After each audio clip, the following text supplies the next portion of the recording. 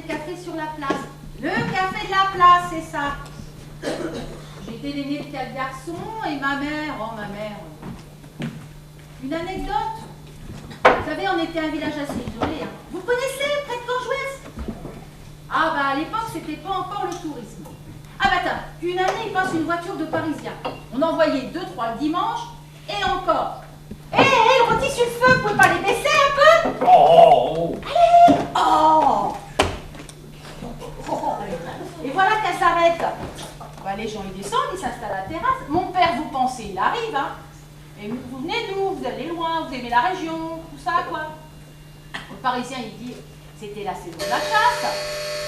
On a sonné! Et vous avez du gibier? Il lui dit, le Parisien. Et mon père, il dit, oh, couillon, du gibier. Hein? Couillon, C-O-U-I-O-U-N. Déjà habillé, qu'est-ce qui se passe? C'est fait peler un couillon qu'un papo. Vous connaissez ça, vous? La vie de Marcel Pagnol par André Coulégan, c'était moi. Et vous savez comment ils traduisent dans le dictionnaire c'est fait peler un couillon qu'un papo? Il est plus facile d'injurier que de répondre. Ils sont terribles. En réalité, ça veut dire on fait plus facilement un couillon qu'un pape. Et qu'est-ce que c'est? La Révolution française. Aïe! Oh, couillon du gibier. Mais mon pauvre, il y a tellement de grives ici qu'on sait plus où les tuer. Et il lui montre le platin devant le café. Et vous voyez la grive là-haut? Parisien. Ah non, je vois rien. Attendez, je vais chercher mon fusil. Il rentre dans le café, il va voir mon frère, il dit, tu sais le cajot que j'ai ramené de la chasse dans le grenier par la lucarne, à chaque fois que tu entends un coup du fusil, tu prends une griffe et tu l'achètes dans le platane. Il prend son fusil, il revient, il dit au Parisien, veille la grosse, bam! Et du platane il tombe une griffe. Le Parisien, il reste la bouche ouverte. Veille l'autre! Où ça, je vois rien. Bam! Et de deux. Il en a tué 5. Au 6e coup, il tire, rien. Mais qu'est-ce qu'il fout, le gamin? Il tire un autre coup, rien. Et mais mon frère, dans le grenier, il envoyait la main dans le cajot, mais il n'y avait plus de grive. Alors, au 8e coup, et peur de recevoir la mousse, il trouve quelque chose dans le fond du cajot. Eh ben, dans le noir, il le balance, et mon père, il avait tiré. Bam! Il tombe à lièvre. Lucienne, est-ce que je pourrais avoir le téléphone, s'il vous plaît? Oui. Et j'ai commencé à chanter à l'âge de 5 ou 6 ans, je ne sais plus. Et on m'a placée au château où ma mère avait déjà travaillé. C'est Madame la Comtesse qui m'a placé la voix, oui. C'est la mère de Clémentine, chez qui je loge à Paris. Oh non, monsieur, c'est moi qui vous remercie. Au revoir, monsieur. Et bien le bonjour chez vous. Au revoir. C'était J3, le magazine du 3e âge. Ils veulent une interview comme je passe à la télé. Vous passez à la télé? Ouais, dans les espoirs de Michel Drucker. Julien m'a emmené à une audition, j'étais sélectionnée. Et qu'est-ce que vous allez faire? Qu'est-ce que je vais faire? Chanter. Je me vois déjà en haut de l'affiche, en 10 fois plus gros que n'importe qui, mon nom s'étalera. Je me vois déjà.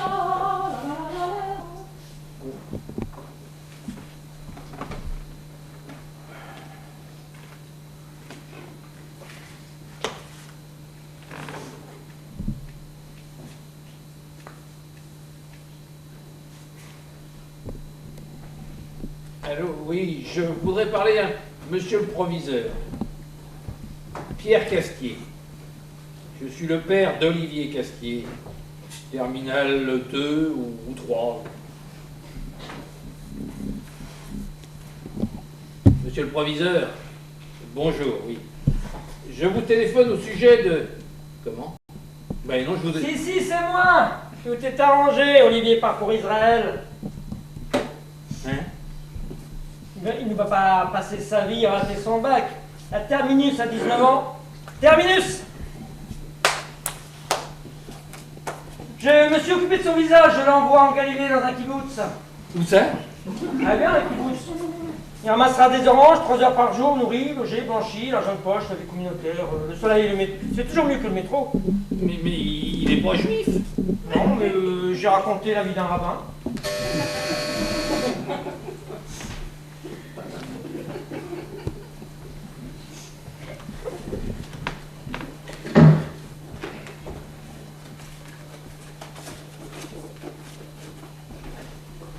Il a accepté de partir.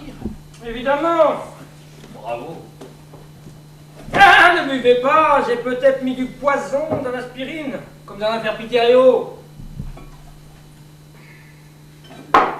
Marjolaine, les couteaux sont là. Qu'est-ce que c'est que ça? C'est pour qu'elle s'exerce. Vous ne voulez pas prendre un bain? Bon, ben, j'y vais, hein, parce que je suis en retard.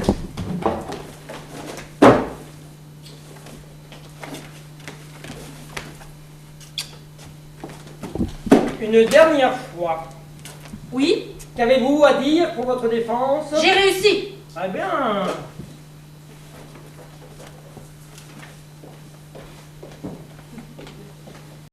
Est-ce qu'on pourrait me mettre dans la confidence? Oui, Charlotte Corday a poignardé Marat dans sa baignoire. Vous ne saviez pas? Qui réalise déjà? DM Zerbax. Vous ne connaissez pas. En tout cas, je constate que ma fille vous embrasse avant moi. Ah bon, moi, ne vous embrassez pas. C'est exact. Alors pourquoi m'a-t-elle embrassé aujourd'hui? Elle est heureuse. Alors vous ne comptez plus. Charmant. Non, je veux dire, elle n'a plus de raison de vous en vouloir. Ça va faire une grande différence. Et puis, c'est l'influence du rôle. Charlotte Corday est une jeune fille très douce. Marat est pour elle un boucher, n'est-ce pas un monstre? Elle a décidé de le supprimer. Elle s'est... Ça vous plaît comme situation, hein? Oui. Marat est dans sa baignoire, il souffre d'eczéma chronique, généralisé, ça le gratte beaucoup. Il ne se sent bien que dans l'eau sulfureuse. Je parlais de ma situation à moi. J'avais compris. On dit pouce, d'accord? Pourquoi? Écoutez, Berry, mettez-vous à ma place. Je ne fais que ça. Mais justement, je voudrais qu'on arrête. En quel honneur vous m'avez installé dans votre famille pour que je fasse le ménage, non? Ouais. Et maintenant, vous allez me dire que je suis trop, c'est ça? Forcément, vous travaillez. Le travail, nous voilà nous-mêmes. Moi, je ne fais rien, je suis vous tout le temps. Fatalement, les gens s'habituent. Et vous n'avez pas peur d'être allé un peu trop loin? Je ne vois pas de quoi vous vous plaignez. Je parle aux enfants, j'écoute votre femme, je reçois vos amis, je chante avec la bonne. Quand vous rentrez le soir, vous n'avez qu'à sauter dans vos pantoufles et vous mettre devant la télé. C'est votre conception de l'existence. Eh bien, allez-y, profitez-en. Personne ne vous en empêche et tout le monde est heureux. Et vous me rangez dans votre bibliothèque en disant « J'ai eu sa peau !» Oui, c'est ça, une reliure en peau de juge. Eh, dites, je suis brave, mais il y a des limites. Si l'un de nous deux voulait la peau de l'autre, hein, Poutou? Et maintenant, qu'est-ce que vous comptez faire? Rien. C'est ce qu'il y a de bien quand on s'installe dans l'existence d'un autre. Le plus gros est déjà fait. Mais votre vie me va bien. Oui, j'ai fait ça à la plupart de mes négriers. Je m'en parle de leur passé, de leur présent. Pas pour capter l'héritage, monsieur le juge, pour capter l'intérêt. Je suis eux en mieux. Ce que j'ai de plus qu'eux, je suis moi. Et je n'ai tué personne. Il y en a qui se sont suicidés, c'est vrai, parce que je les ai foutus à la porte de leur vie, une vie qu'ils ne méritaient pas. C'est peut-être ce qui va vous arriver, je n'en sais rien, ce n'est pas mon problème. Alors, qu'allez-vous faire maintenant? Dites, creusez-vous un peu. Vous allez me faire arrêter pour abandon de foyer de votre part? Parce que j'ai su écouter, consoler, faire rire à votre place? Mais non, Casti, vous ne pourrez rien contre moi. Parce que vous avez raté votre vie. Que votre femme interrogeait les esprits, que votre fils rentrait sous terre et que votre fille vendait des fromages. Alors si vous voulez rester, restez, mais foutez-nous la paix. Sinon, tirez-vous une balle dans la tête, faites-vous muter. Mais dites-vous bien qu'on n'a plus besoin de vous, que vous êtes libre, complètement libre. Il y a des gens qui se mettraient à genoux en me disant merci. Parce que c'est immense ce que je vous offre. La liberté sans les scrupules, sans les remords, sans rien à faire. La relève assurée, les ponts coupés, la possibilité de recommencer sa vie, de repartir à zéro. Vous vous rendez compte? Eh non. Vous étiez tout gonflé de vos habitudes, et vous m'avez fait crever la baudruche. Maintenant, il n'y a plus personne. La salle de bain est libre. Vous êtes sûr qu'il n'y a plus personne? J'en suis presque à la fin. Ah.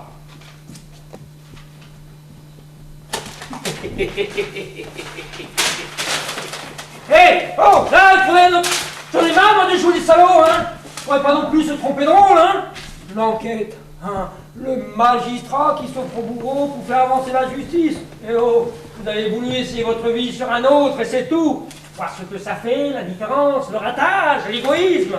Eh bien, regardez! Vous avez voulu nous contaminer avec vos problèmes, comme vous aviez contaminé Bombelle. Faire de moi votre cobaye, votre obligé, votre ramasse-miettes. Vos enfants vous méprisent, vous me les refilez. Vous n'intéressez plus votre femme, alors vous me la balancez dans les pattes pour que je la séduise avec vos souvenirs. Non mais vous êtes tordu comme type, hein. Vous êtes dangereux. Ce n'est peut-être pas aussi simple. Ah ça, je dois dire qu'il faut être intelligent avec vous. C'est pour ça que je vous paie. Eh bien vous verrez les heures supplémentaires. Si je m'en vais, et que je vous laisse la maison, les enfants, Clémentine, vous restez. Attendez.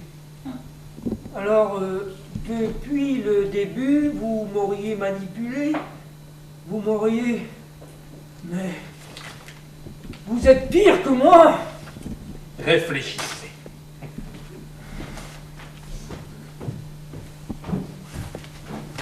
Alors, avec ça, si je n'ai pas le concours... Je suis occupée! Je prends!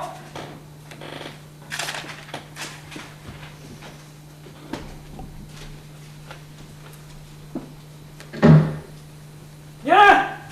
Voilà Gigi!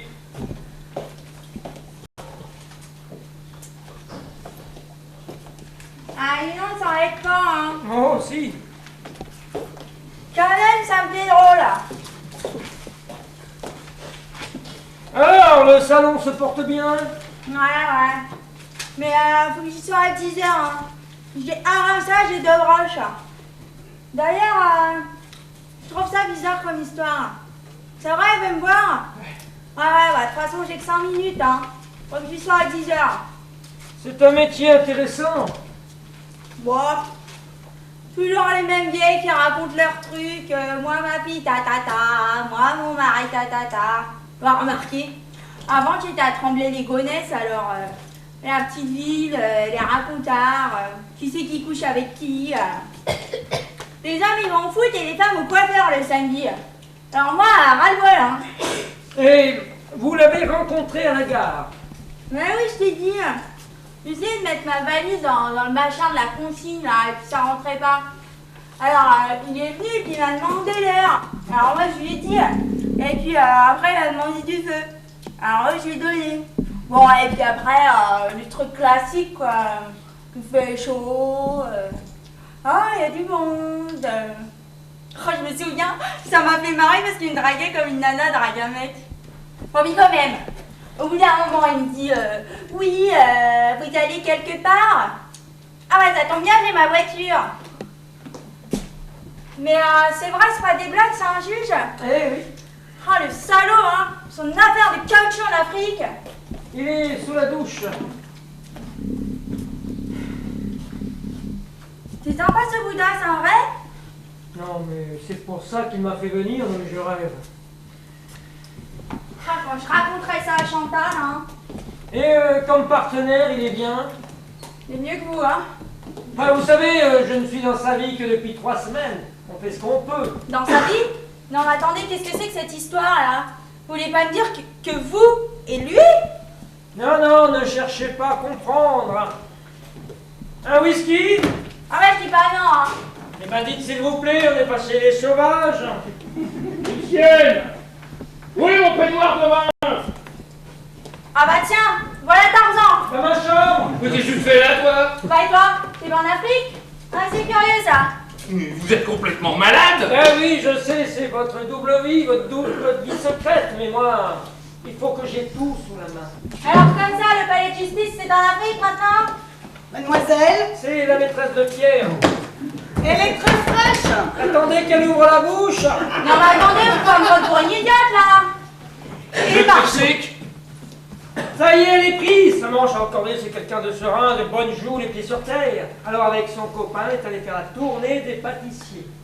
Non, parce que moi je marche pas dans ces combines, hein. Je suis pas la fille qui couche et puis Ah non, ça serait trop facile, j'en ai assez de cette comédie. Tu l'as voulu, non? Et ta serviette descend. Vous saviez que votre marraine avait une affaire de caoutchouc en Afrique? Ah bon? Eh ben la dernière fois, il plantait du coton en Guyane. Allez, d'accord. Oui, ça me paraît plus sage, en effet. Oh, il faut que tu oh mec! 10h moins 20. Donc nous disons 15 € pour le taxi de Gigi. Ah, et il faudra lui apporter un bijou aussi. Salaud. De rien. De toute façon, vous ne seriez pas parti. J'ai dû oublier quelque chose, moi. Eh bien vas-y, dis quelque chose pour une fois que t'en as l'occasion. Tu te souviens ce que je t'ai dit un soir à la Beaune? Tiens, ça je ne l'ai pas. C'est tout ce que tu as trouvé. Oui. Non, le personnage ne dirait pas ça. Tu veux que je te fasse une scène? Que je te dise, mais qu'est-ce qu'elle a de plus que moi? Rien, justement. Elle écoute les vivants, au lieu d'interroger les morts. Ça change un peu quand on est un mari dont on a fait le tour, et qu'on n'a pas le courage de quitter. Un père qu'on méprise parce qu'il a essayé d'autre chose, mais ça, on est réac ou des missionnaires, hein, pas de milieu. On n'irait pas se demander si j'allume la télé parce que vous ne m'intéressez pas, ou parce que j'ai peur de votre silence. Tu crois que c'est par goût de l'aventure que je vais lever les coiffeuses? Tu ne comprends pas que je ferme les yeux? Que c'est avec toi que je fais l'amour? Que je n'en peux plus dans ton indifférence? Ah non, ce n'est pas de l'indifférence. C'est de la résignation. Cette façon que tu as de me regarder comme si j'étais fini, terminé, comme si je ne pouvais plus rien changer. Est-ce qu'après 10 ans, on ne peut pas être autre chose que des habitudes? Est-ce qu'il faut que je te fasse une scène pour te dire que je t'aime? Ou que j'installe un type chez moi pour que tu fasses attention à quelque chose? Pour que tu te souviennes que j'existe?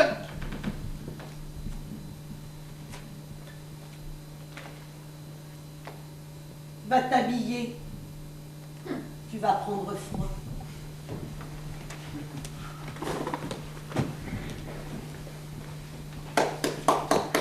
J'applaudis. Bon rétablissement. Mon truc.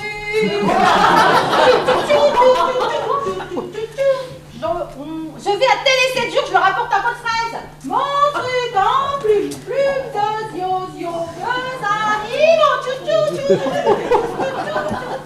Ça se couvre. C'est terrible d'être passé comme ça l'un à côté de l'autre. Non, ce n'est pas d'une originalité bouleversante. Ouais, tout foutu par terre, vous savez. J'aurais tellement voulu y croire à quelque chose au lieu de jouer. Belle fin de chapitre. Comment vous faites, vous? Comment je fais quoi? Ah, c'était rigolo votre scène, on aurait dit une reconstitution. Ouais, c'est ça, foutez-vous de moi. Vous savez, quand on n'est pas marié, qu'on n'a pas d'enfant, et que finalement on ne travaille pas, on n'a guère l'occasion de passer pour un con. C'est finalement une grande solitude. Atchoum! Le mot de la fin. Vous croyez que de toute façon je serais resté? C'était écrit.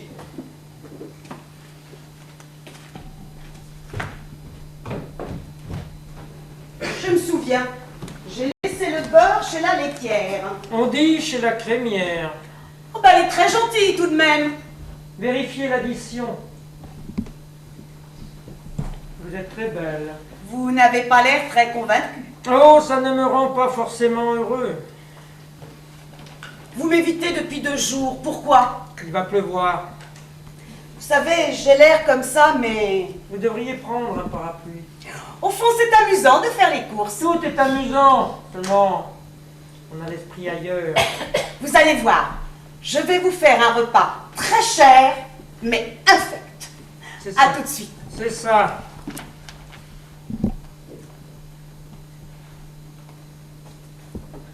Je devrais peut-être dire autre chose. Peut-être.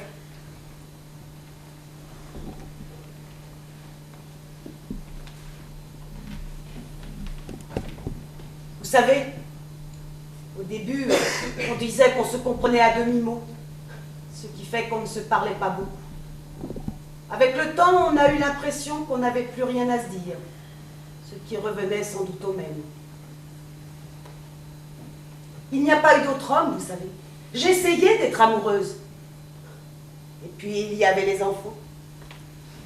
Je me disais, c'est à cause des enfants. Mais les enfants ont grandi. Tout ça, au fond. Parfois, j'ai l'impression d'être une marionnette en chiffon.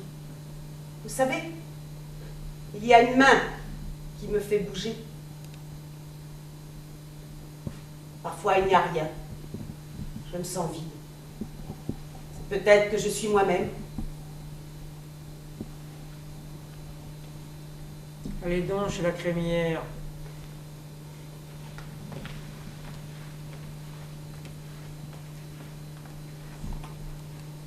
Je ne sais pas très bien dire les choses. C'est parce que je ne ressens jamais ce qu'il faut au moment où il faut. Mais si vous n'aviez pas été Pierre, Alors, celle-là, elle est superbe. vous m'en voulez? Je ne suis pas très diplomate. Et c'est ma façon de vous dire. Oh, j'ai compris.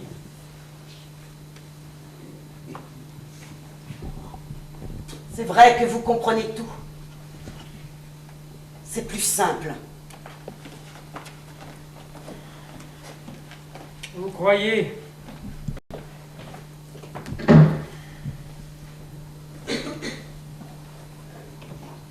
Qu'est-ce que ça fait là, ça? Les secrets de l'instruction. Vous n'avez plus qu'à le faire taper et le donner à votre éditeur. Vous partez? Oui, d'autres vies m'appellent. Où est-ce que vous allez? Je ne sais pas encore, chez Diam Zarbax, l'amiral, ou... Il y a aussi un footballeur qui s'est cassé le talon. Si vous avez un problème, vous pouvez me joindre par votre éditeur. Vous l'avez écrit quand? La nuit. Bon, eh bien... Attendez. Vous auriez... Non, j'ai l'air idiot là, mais...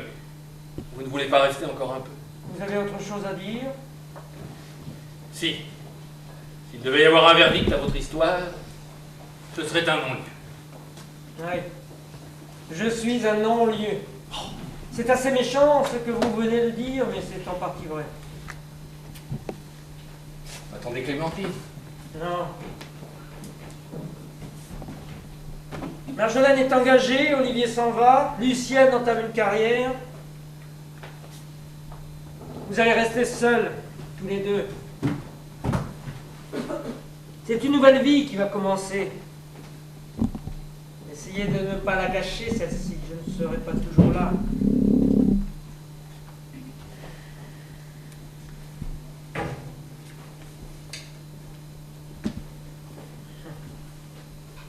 Souvenir. Ah bon?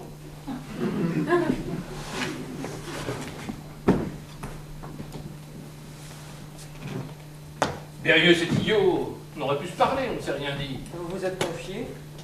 Oui, mais vous vouliez peut-être vous confier à quelqu'un. On a quand même passé 3 semaines ensemble, on ne va pas comme ça tourner la page.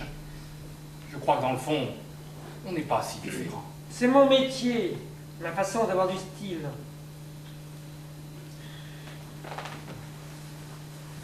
Vous m'en voulez?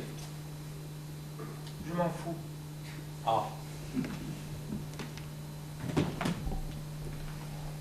Ce n'est pas ce que l'on a à dire qui est important, c'est ce que les autres attendent. Castier, Oui. je laisse un vide. Profitez-en.